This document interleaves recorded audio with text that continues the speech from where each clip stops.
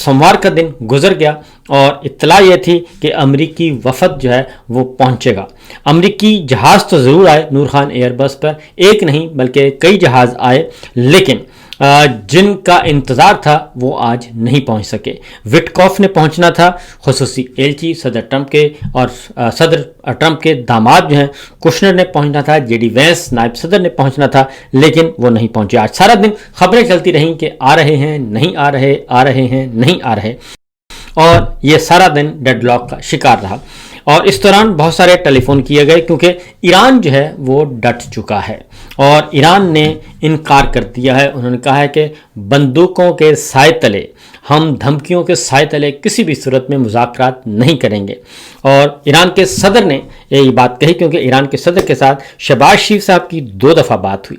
और इसी तरीके से field marshal general Asim Munir भी मुतहर्रिक रहे। और क्योंकि शहबाज शरीफ साहब और फील्ड मार्शल हर सूरत में चाहते हैं कि इस्लामाबाद अकॉर्ड हो जाए और फरीकैन बैठें और कोई ना कोई मुआहिदा जो है वो ज़रूर हो जाना चाहिए ताकि उनको इस बात का क्रेडिट मिले।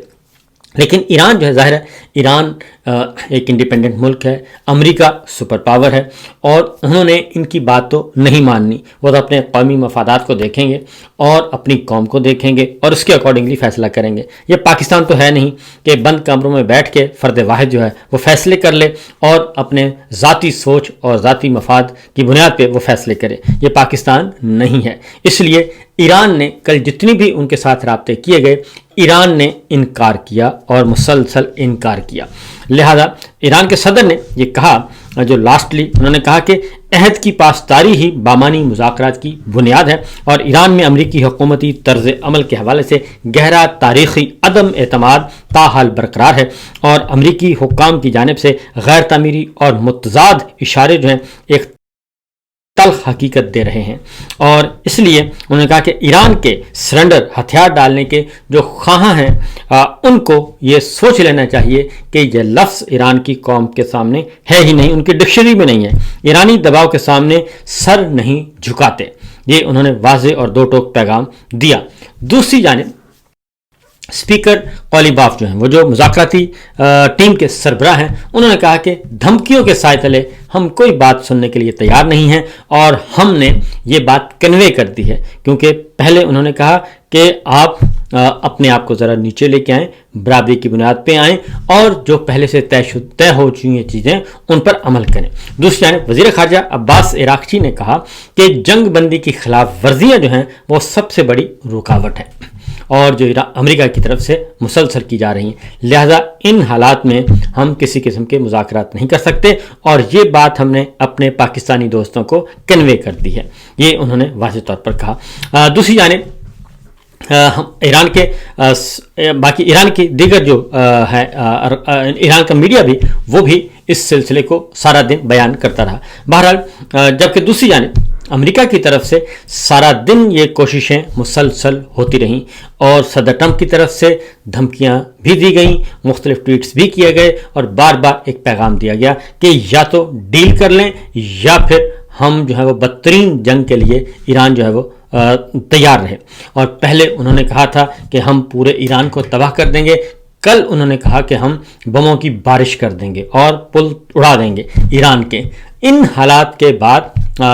ये अब पॉसिबल ही नहीं था कि कोई टॉक्स हो सकती। इसलिए फिर एक खबर आई कि जेडी वैंस आ रहे हैं और दूसरी जानिब अगले ही लम्हे खबर आती है कि नहीं, जेडी वैंस अभी तक मौजूद हैं जी अमेरिका में और वो अभी तक निकले ही नहीं। तो ये सिलसिला चलता रहा। उसकी वजह एक ही है और वजह है बुनियादी नुक्ता ये था कि पहले माहौल साजगार बनाया जाए। फिर फील्ड मार्शल आसिम मुनीर साहब ने भी कोशिशें की, अमरीकी हुक्काम तक कन्वे किया बात, सदर ट्रंप से भी बात हुई, लेकिन वो भी आखिरी इत्तला आने तक, जब तक मैं ये रिकॉर्ड करवा रहा हूँ, वो भी ईरान की जो बहरी नाकाबंदी है वो ख़त्म करवाने में नाकाम रहे। और ईरान की बुनियादी शर्त ये है कि पहले बहरी नाकाबंदी ख़त्म की जाए और जहाज़ पे जो कब्ज़ा किया है उस जहाज़ को वापस किया जाए और माजरत की जाए, उसके बाद हम कोई बात करने के लिए तैयार हैं। नंबर 1। नंबर 2, उन्होंने ईरान ने यह भी कहा कि यूरेनियम और हमारा जौहरी प्रोग्राम जो है वो तो मुज़ाकरात का हिस्सा ही नहीं है, उस पर तो क्वेश्चन ही नहीं हो सकता। लिहाजा ये सिलसिला है। फिर एक और बात, सदर ट्रंप ने आखिर में ये बात कही कि मैं जो है وہ جا سکتا ہوں، ایرانی قیادت سے ملاقات کر سکتا ہوں، میرے لیے کوئی مسئلہ نہیں ہے ایرانی قیادت سے ملاقات کرنا۔ اور انہوں نے ایک اشارہ دیا کہ جناب آپ میرے ساتھ کوئی معاملات طے کریں تو میں بھی آ جاؤں گا اسلام آباد اور آ کے آپ کے ساتھ براہ راست معاہدہ کر لوں گا۔ تو بہرحال آخری اطلاع آنے تک یہی ہے کہ اسٹیٹس کو ہے، ڈیڈ لاک ہے، اور کوئی بھی فریق اپنی پوزیشن چھوڑنے کے لیے تیار نہیں ہے، اور ایران سارا دن جو ہے وہ یہ پریشر برداشت کرتا رہا، اور پاکستانی حکام بھی کوشش کرتے رہے، لیکن بات نہیں بنی۔ اس کے بعد فاکس نیوز اور اکنامک ٹائمز کی ایک خبر ہے جی، اور انہوں نے صدر ٹرمپ اور ان کی کابینہ کو ایک رپورٹ پیش کی امریکی انٹیلیجنس اداروں نے، اور انہوں نے کہا ہے کہ ہوشیار باش، جنرل عاصم منیر صاحب جو ہیں وہ قابل بھروسہ آدمی نہیں ہیں، اور ان پر بھروسہ مت کیجئے، اور ان پہ سرخ دائرہ لگا دیا گیا ہے، ان کا ان پہ سرخ دائرہ لگایا ہوا ہے، اور یہ مستقبل میں آپ کے لیے لائبلٹی بن جائیں گے، بوجھ بن جائیں گے، اور یہ آپ کو دھوکہ دیں گے۔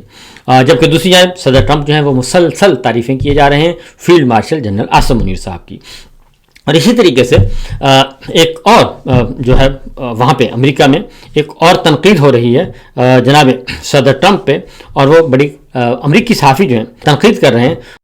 امریکی صحافی ہیں یوگر، اسرائیل کو وہ کہتے ہیں کہ اسرائیل کو مبارک ہو جو ہمیں دوبارہ اس جنگ میں گھسیٹنے میں کامیاب ہو گیا۔ انہوں نے ٹرمپ سے کہا کہ وہ اتنے عظیم اور طاقتور ہیں کہ انہیں ایرانیوں کو کسی بھی قسم کی رعایت دینے کی ضرورت ہی نہیں، اور ٹرمپ اتنے بیوقوف ہیں کہ انہوں نے اس پر یقین کر لیا، اور اب ہم میں سے مزید لوگ مریں گے اور تکلیف اٹھائیں گے اسرائیل کی وجہ سے۔ یہ انتہائی گھناؤنا اور تکلیف دہ ہے۔ جب یہ بات آئی، کیونکہ یہ تنقید بہت زیادہ کی جا رہی ہے کہ یہ جنگ امریکا کی نہیں ہے، امریکا نے خام خواہ پنگا لیا، اور صدر ٹرمپ نے یہ پنگا لیا، اور نیتن یاہو کے کہنے پر یہ بلا وجہ ایک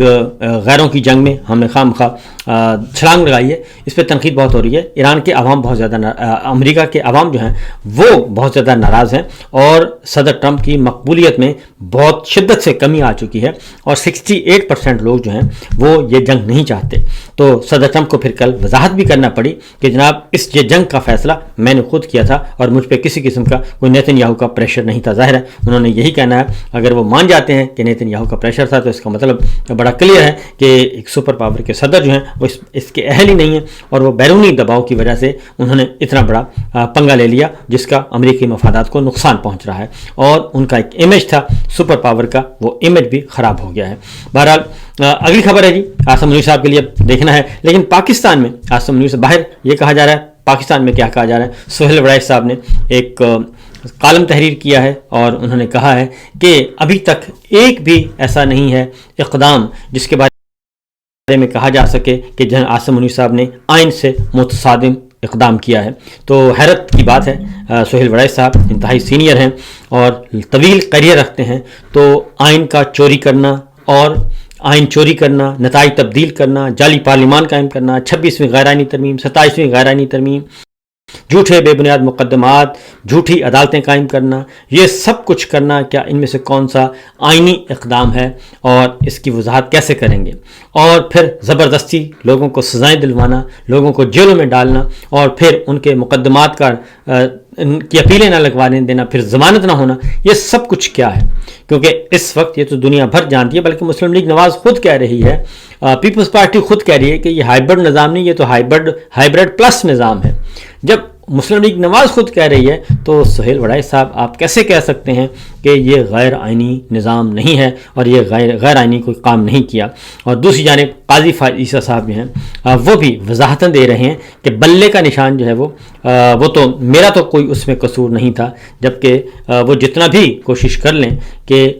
وہ اس کا حصہ تھے، اس جعلی نظام کا حصہ تھے، فیلڈ مارشل بھی اور جناب قاضی فائز عیسیٰ صاحب بھی۔ قاضی فائز عیسیٰ صاحب اگر نہ ہوتے تو اتنا بڑا کچھ ہو ہی نہیں سکتا تھا، یہ سارے کا سارا جعلی نظام قائم ہی نہیں ہو سکتا تھا، اور الیکشن چوری نہیں ہو سکتا تھا۔ انہوں نے سب سے پہلے بلے کا نشان چھینا، اور اس بنیاد پہ چھینا کہ جس بندے نے الیکشن کروایا ہے وہ ٹھیک نہیں تھا، یعنی کہ پارٹی کا الیکشن کروانے والا جو الیکشن कमीशन है पीटीआई का, वो ठीक नहीं था। और फिर मुझे अच्छी तरह याद है उस दिन सवाल हो रहे थे कि ये इलेक्शन कहाँ हुआ है, शादी हाल में क्यों हुआ है, फलां जगह क्यों नहीं हुआ, जबकि मुस्लिम लीग नवाज से नहीं पूछा गया, पीपल्स पार्टी से नहीं पूछा गया, जेयूआई से नहीं पूछा गया, एमक्यूएम से नहीं पूछा गया, काफ लीग से नहीं पूछा गया, किसी से नहीं पूछा गया, जेयूआई से नहीं पूछा गया, लेकिन सिर्फ पीटीआई से पूछा गया और उनको इलेक्शन से बाहर किया गया। तो ये जो सारे का सारा जाली निज़ाम है, ये अज़ाब इलाही इन पे भी आना है और ये हर सूरत आकर रहेगा। यही वजह है कि काजी फायद ईसा साहब जो हैं वो अब कहीं जा नहीं सकते, किसी अपनी शॉपिंग नहीं कर सकते, पब्लिक प्लेस पे नहीं जा सकते, इसलिए कि आवाम को पता है कि जो उस सारे जाली निज़ाम के बद किरदारों में से एक किरदार वो भी है।